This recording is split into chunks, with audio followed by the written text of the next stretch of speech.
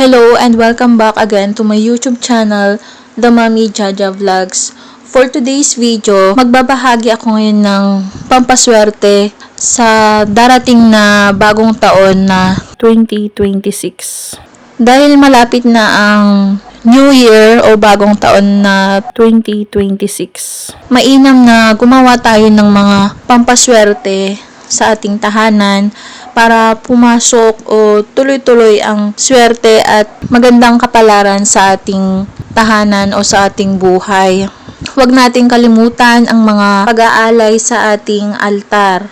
Ang altar ang sagradong parte ng ating bahay, kaya huwag natin itong kaligtaan na mag-alay ng mga bigas, asin, mga tubig. Aking ibabahagi ang mga bagay-bagay na ating iaalay sa ating altar para tayo ay swertihin. Ang paggawa nito ay bago dumating ang bisperas ng bagong taon o tuwing linggo ng unang buwan ang paggawa ng pag-aalay sa ating altar.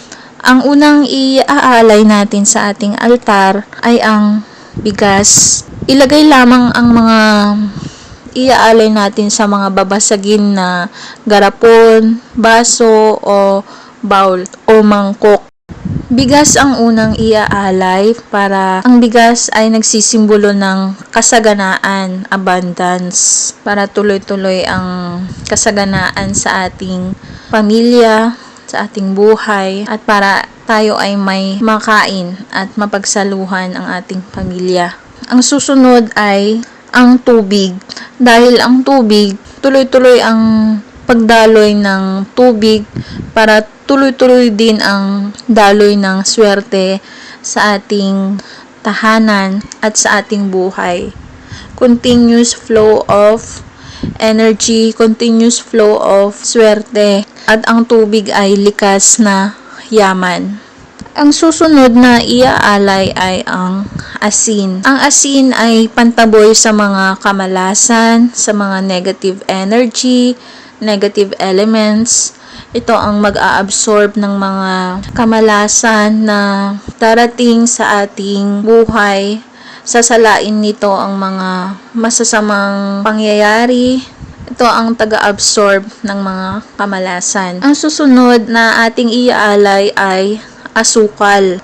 Ang asukal ay nagsisimbolo ng matamis na samahan ng pamilya para hindi magkagulo-gulo o magkaroon ng pag-aaway ang pamilya. Tayo ay magkakasundo at maayos ang ating samahan. Ang susunod na iaalay ay ang mga barya. Kailangan natin ang mga barya para mas lalo itong umakit ng kasama pa niyang mga barya. Nagsisimbolo ito ng pera, kayamanan. At ang susunod ay ang bulak. Ang bulak, syempre ito ay magaan. Kaya ito ang magpapagaan ng ating pamumuhay para hindi tayo mahirapan. Pagagaanin nito ang pagpasok ng pera at swerte sa ating tahanan. At ang susunod na ating iaalay sa ating altar ay ang laurel. Alam naman natin na ang laurel, kahit ang ilagay mo ay ang mga buo o mga durog na dahon ng laurel, ito ay napakabisa na pampaswerte. All-in-one pampaswerte. Swerte sa buhay, sa tahanan, sa bahay, sa trabaho, sa negosyo, pang good health, pang akit ng prosperity, abundance, peace and happiness, and love. All-in-one pampaswerte na itong laurel. Mainam din na mag-alay tayo ng laurel sa ating altar. At ang pag-aalay sa ating altar ay magsindi muna ng kahit anong kulay ng kandila at magdasal ng taimtim mula sa inyong puso na magpasalamat sa Panginoon, magdala ng swerte, maraming swerte sa ating tahanan. At yun lamang po ang mga pampaswerteng ito. Gawin ninyo ito bago bispiras ng bagong taon para tayo ay swertehin. At ang mga pamamaraan na ito ay talagang kaugalian na ng mga Pilipino at ito ay pamahiin na ng mga Pilipino. Talagang ginagawa na ng lahat ng mga tao. Napakabisa nito at napaka-epektibo kapag inyong ginawa. At huwag nyo tong kakalimutan na gawin sa bisperas ng bagong taon kahit anong oras.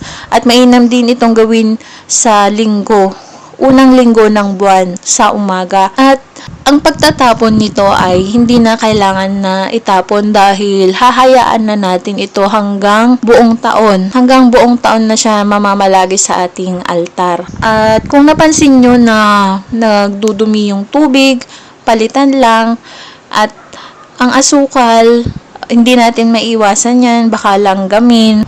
Palitan lang ulit at mag-alay pa rin. Ang swerte sa ating tahanan ay magtuloy-tuloy. At sa next ulit na bagong taon, gawin ulit yung ganitong pamamaraan na pag-aalay sa ating altar. Subukan at gawin ang pampaswerteng ito at tunay na napaka-epektibo. Nagdadala talaga ito ng swerte sa ating tahanan. Tuloy-tuloy ang daloy ng swerte, ng pera, ng kasaganaan at pag-unlad ng ating buhay. At kung nagustuhan ang video ito, mag-like at mag-subscribe na para maging updated sa mga next video na i-upload tungkol sa mga pampaswerteng bagay-bagay.